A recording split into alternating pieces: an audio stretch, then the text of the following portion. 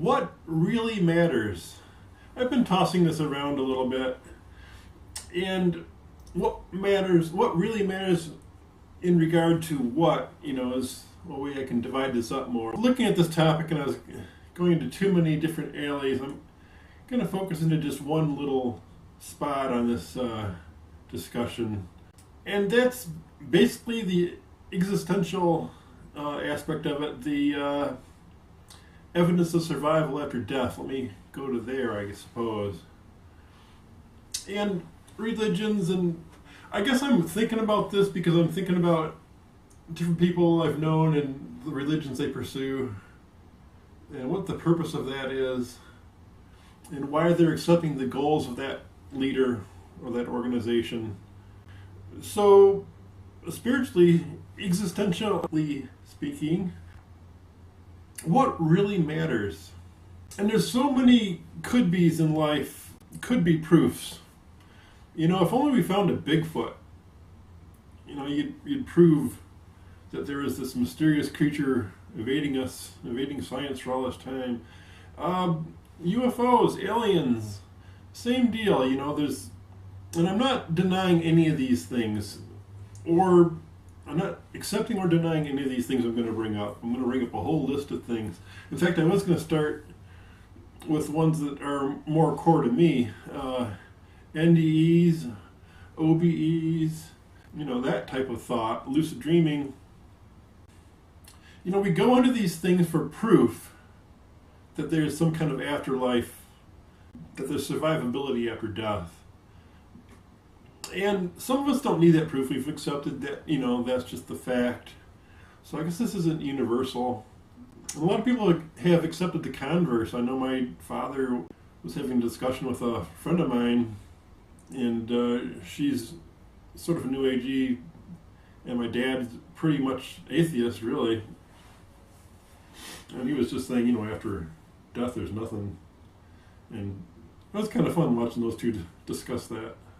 Not that they got real deep or anything, but anyway, I'm tangentizing here. But I looked at OBEs. I got involved with a religion that really stressed that for a few years. And, I've never really gotten the proof I wanted out of that. I always thought if I got on my body, looked down at myself in bed, there's your proof, that you can live without your body. And I know a lot of people have done that and gotten that proof, but how many of us who have attempted that level of proof through any of these things I'm going to discuss, OBEs, NDEs, lucid dreaming, UFOs, channeled sermons, Bigfoot, the shadow government, the secret space program, free energy, the conspiracies, all these conspiracies running around, the them that are always out to get us. And there's also sort of a religious correctness, in our Christian society. I'm sure if I was in a Muslim society, I'd say the same thing. We've all got our own form of religious correctness. There's things you just don't say in a Christian society, unless you're ready to take the wrath of it, So if you're not a hardcore Christian in today's society, you really got to kind of shut up and talk within your own little groups. You're not going to be president unless you can say that you're a good Christian, basically, and you go to church. At least that's the thought. I'm diverging again. What really matters, and that's why I'm going through all these things. Again, evidence of survival is a good reason why a lot of us get into these different aspects.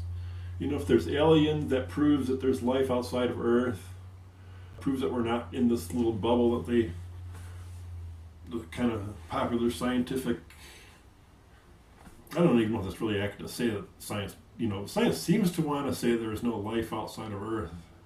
They seem to say that there should be, but how come we haven't found it after all of these probes? Why is it inconclusive after all these probes? Are they hiding something? Now I'm being conspiracy minded. So it grows and that kind of stuff. All this stuff, though, that I've mentioned, what does any of it really matter? That's the question. What really matters? And to me, it's a certain self-confidence. It's really a spiritual self-confidence of sorts, where you're not really edgy about that. And even an atheist can have that in a way. You're no longer edgy about that. It's a settled issue for you. I can't say that's true for me. Totally, you know, I've had my days of doubt.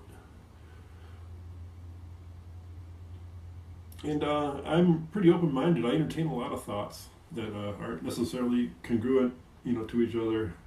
I like to explore thoughts, different paths. That's why I've studied so many different religions.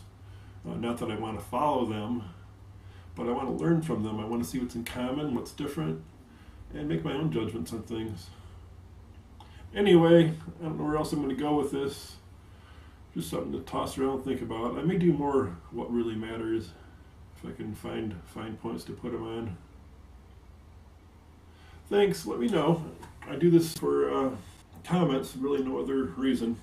I want to hear what you think, where I've gone wrong,